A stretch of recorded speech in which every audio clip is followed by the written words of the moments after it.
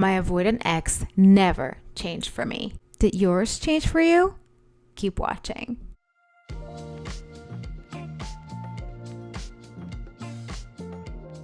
He didn't stop loving me because I wasn't enough. He stopped because he was never capable of loving me in the way I needed. And by the end of this video, you're going to understand exactly why.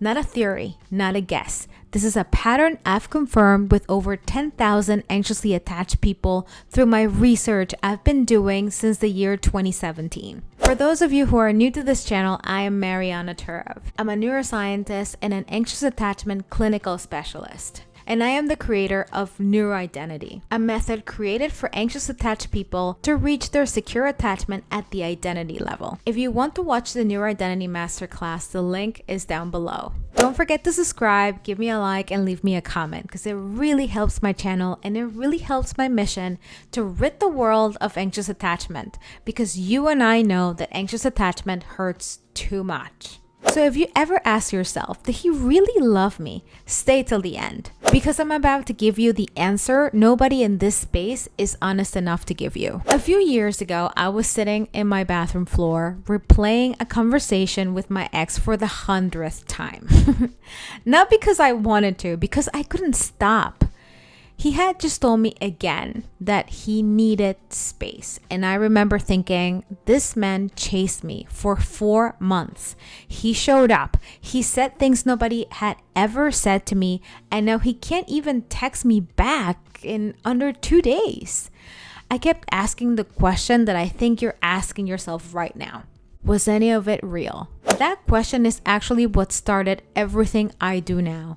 And I didn't want to guess. I wanted proof. So starting in 2017, I began collecting patterns, not from one relationship, not from mine, not from a book, but from thousands of real conversations with anxiously attached people. Everyone that was interviewed experienced the same thing.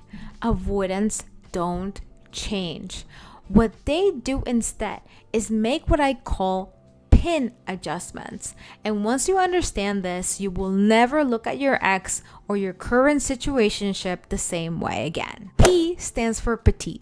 The growth you see is always small. A slightly sweeter text, one good weekend where he actually opened up for a bit, a moment of vulnerability that lasts an hour, not a lifestyle, not a pattern, not a new normal. It's small enough to give you hope. And that's exactly the point. It was never designed to be big enough to actually shift anything. I stands for inconsistent. The adjustment shows up and then it disappears. It's not a new baseline you can rely on. It's a blip. One good week does not undo 6 bad ones, but is more than enough to keep you waiting by your phone for the next blip to arrive. This is the part that keeps anxious attached people stuck the longest, because a blip feels like proof. It isn't.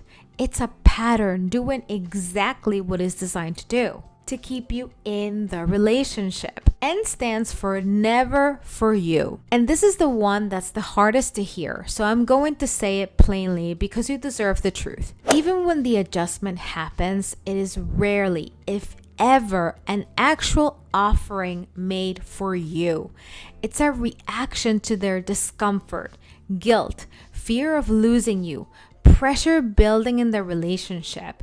It is not a sustained, deliberate choice to meet your needs. It is damage control for their own internal alarm system. So why can't they just decide to be different? Right? That's the question. Because of something called the activation strategies. These are automatic, protective behaviors that fire the second intimacy starts to feel like too much for an avoidant nervous system. Pulling away right after closeness, suddenly finding flaws in you, going cold with zero explanation. This is not a decision they're sitting down and making. It is a reflex. And you cannot love, wait, or prove your way past someone's nervous system reflexes. So, another question is, did he really love me? After 10,000 conversations since 2017, here's my honest answer. And it applies to your situation too. Your avoidant partner did feel something real, but in small, inconsistent bursts that were never built to be sustained or given to you on purpose. That is not the same thing as love. Love doesn't need to be managed around someone else's alarm system. If any of this resonates with what you're living, down below in the description box, you can download my free guide, The Anxious Attachment Healing Map. You can check out my website, mariannaturov.com. You were not imagining the good moments. They were real. They were just never going to become the whole relationship. And that was never something you failed to create. It was just never yours to fix. I know how much it hurts to hear that. I sat on that bathroom floor thinking there was something wrong with me. There wasn't. There was something happening in him that had nothing to do with my worth, my love, or my effort. I needed hundreds of conversations with other anxious attached people to prove that to myself completely. You don't have to spend that long figuring it out alone. If this is a relationship you're still trying to make sense of, I offer a free 15-minute session with me to walk you through a specific pattern with you. The link is on the description box. And if this helped you even a little, subscribe. I hope this video served you, and I will see you on the next one. Much love.